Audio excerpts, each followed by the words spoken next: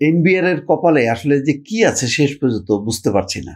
সর্বশেষ খবর হলো বদলির আদেশ ছিঁড়ে ফেলায় এনবিআর এর ৮ কর্মকর্তা বরখাস্ত।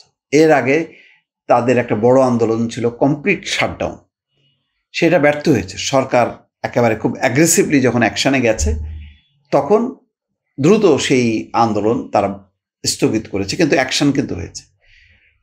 একেবারে এনবিআর এর সদস্য মেম্বার পর্যায়ের কর্মকর্তা কমিশনার বহু চাকরি গেছে, বদল হয়েছে এবং এখনও সেই রদবদলের ধারায় আছে। ইতিমধ্যে এনবিআর এর কর্মকর্তাদেরকে আশ্বস্ত করা হয়েছে যে যারা আপনারা কাজে আছেন বা আন্দোলনে অংশ নেননি তাদেরকে সরকার কোনো অ্যাকশন নেবে না, আপনারা কাজ করেন। এখন খুব উৎসাহী যারা, উদ্যোগী যারা যারা এই আন্দোলনকে একেবারে সর্বাত্মক পর্যায়ে নিয়ে গিয়েছিল, যেমন কমপ্লিট শাটডাউন, সেটা এনবিআর এর কী ক্ষতি হলো সেটা বড় কথা না। বাংলাদেশের অর্থনীতির একটা বড় ধরনের ক্ষতি হয়ে গেল। সেখানে একেবারে চট্টগ্রাম পোর্টে জাহাজ জট লাগলো, অনেক হাজার হাজার কোটি টাকা রাজস্ব আদায় সেটা বিঘ্নিত হলো বা সেটা খোয়ালো সরকার। তো তারপরে এই ঘটনা, এত অ্যাকশনের পর আন্দোলন বন্ধ করলো, কাজে গেল, কিন্তু সরকার আবার অ্যাকশনও গেল। কিন্তু এরপরেও এই যে খবরটা আসলো ৮ কর্মকর্তা তারা বদলির আদেশ ছিঁড়ে ফেলল, এখন তাদেরকে বরখাস্ত করা হলো। এই ঔদ্ধত্যের কারণটা কি?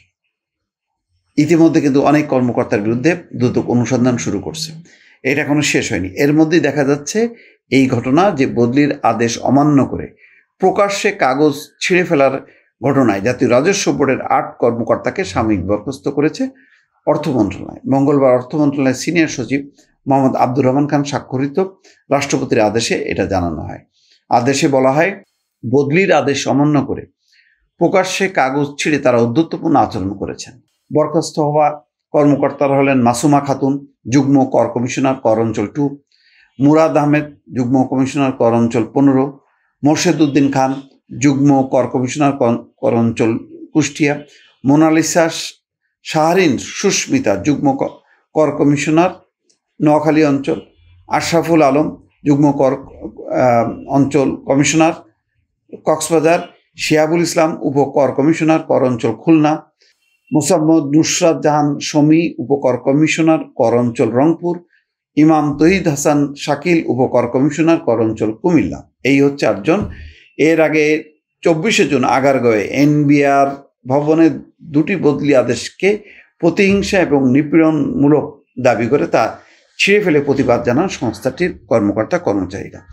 এখানে দেখেন, আমি আবারও বলি, যদি যৌক্তিক দাবি হয় তাহলে সেটা সরকারের উচিত পূরণ করা, কিন্তু সরকার একটা সংস্কার প্রক্রিয়ার মধ্য দিয়ে এনবিআরকে ভাগ করতে চাচ্ছে।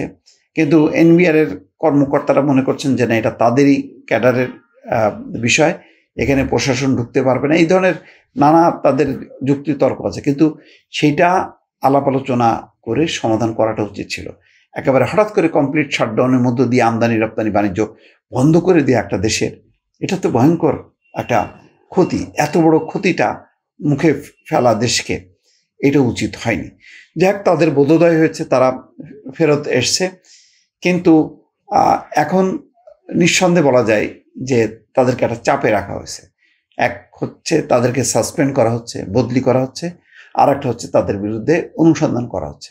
এমনিতেই এনবিআর এর কর্মকর্তাদের বিরুদ্ধে তারা যথেষ্ট পরিমাণ আয় ইনকাম করেছে, অর্থাৎ অবৈধভাবে, সেটা রাজস্ব খাত থেকে যে টাকাটা, সেই টাকার একটা অংশ তারা লুটপাট করেছে। এটা অনেক দিনের সংস্কৃতি, এর বিরুদ্ধে কখনো অনুসন্ধান হয়নি, ভালো তদন্ত হয়নি।